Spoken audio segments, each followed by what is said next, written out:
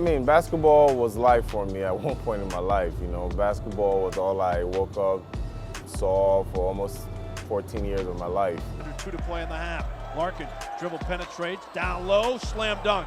Raphael Akpejiori. When I met him, you know, he was like a big brother to me, you know, so he talked to me about everything about school, basketball, and I was really happy, you know, just meeting someone, you know, who is from Nigeria. You know, in the weight room, he was one of the strongest guys, you know, like benching, you know, every day, like he's putting up numbers. You know, the man knows that, you know, the plays and everything, and always ready to play, like, you know. Collegiate basketball, I actually learned the discipline of being an athlete and the discipline that is required in sports to be successful. Nobody really brought me into boxing.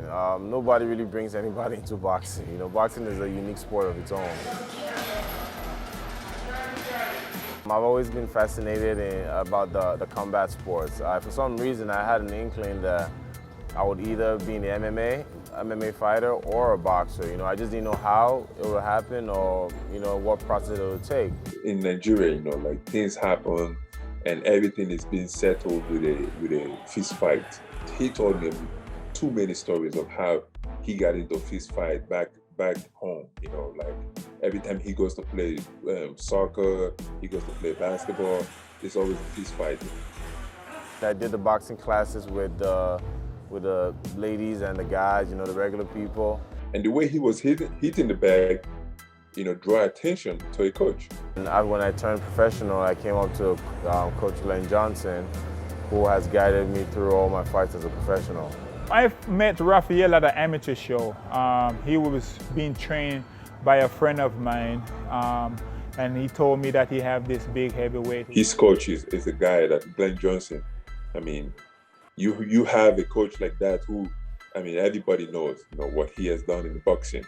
You know, so, you know, having a coach like that who have seen everything and tells people like, hey, this kid has a bright future. I mean, that says it all. Yeah, he was pretty raw. He was very, very bad. I mean, I think he told me at that time he was already boxing for 2 years, and I couldn't believe it because he obviously didn't learn anything for the 2 years that he'd been boxing. And so I was really getting a guy who was the first day in the gym. I started teaching him the fundamentals, the day one stuff. Now, you know, it take a while for him to start grasp what I'm saying, because he's coming from a whole different set where you're basically just fighting off athleticism. He would just, you know, going out there and fight for his dear life. But when you're in the boxing ring, you're going to realize real quick that boxing is all about skill. And when you get tagged a few times with a few right hands, you learn that lesson real quick and you go back to the fundamentals. He really get a good concept of what I've been teaching him. He have a great understanding of it now. I really see his skill set coming in together. His fundamentals are there. Every time I go home, I've probably watched every boxer, every champion, you know, just watching them picking something. Every time I come to the gym, I bring something new that Glenn can say, oh, that's good or that's bad, or I'll find a way to implement them into my skill set. I don't think there's any boxer who just started boxing 4 years ago that's currently 9-0 and getting the buzz that Raphael gets.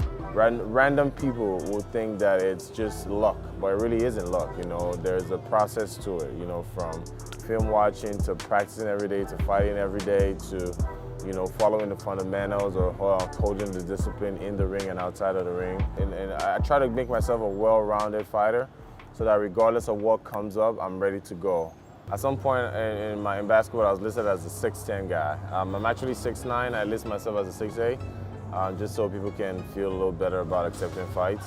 I'm 260 pounds, and I'm not a slouch 260 pounds. I'm actually a moving and athletic 260 pounds. For someone to accept a fight against me, they really have to be in their right mind.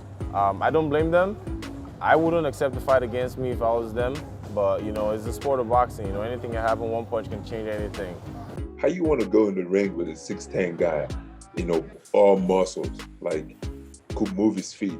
And then when you start hearing like, oh, he played soccer, oh, he played basketball, oh, he played football, then boxing, come on, that's a lot. I know who I'm going to fight in 5 years for big money. They know who I am in the gyms. So I don't expect them to accept a fight against me or call out against me right now, because that would be a derailment of their careers. So long as he keep growing the way how and the pace that he's been growing, I see him going all the way. The moment he turned pro, now they told him that you cannot lose. And now you have every of your fight has to be a KO. And his skill and technique, everything has been improving, every year.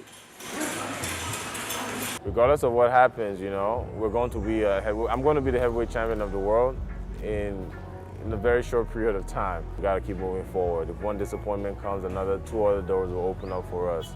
So that's where we are.